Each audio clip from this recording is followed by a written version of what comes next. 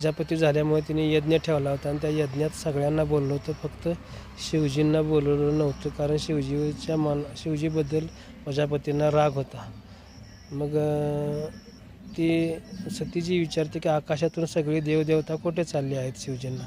शिवजी म्हणतात की तुझ्या घरी पित्याने यज्ञ ठेवलेला आहे, सर्वांना बोलवलेलं आहे, पण आपल्याला काय बोलवलेलं नाही. माझ्यावशी वैर असल्यामुळे तिने आपल्याला बोलवलेलं नाही, तर तू काय जाऊ नको. कारण न बोलवता जाणे हे चुकीचं आहे. कारण गुरु, माता, पिता, बंधू, स्वामी आणि ह्यांच्या ठिकाणी बोलवले नाही तरी जावे, पण जिथं आपल्याशी वैरभाव राहतात तिथं बोलवलं नाही तर जाऊ नये, असे शंकरजीने सतीला सांगतात. सतीच्या मनाला काही बोध झाला नसे तरी जिने हट्ट मांडला की मी पित्याच्या घरी ह्या मनाने मला जायची परवानगी द्या. शंकरजी म्हणतात तिथं गेल्या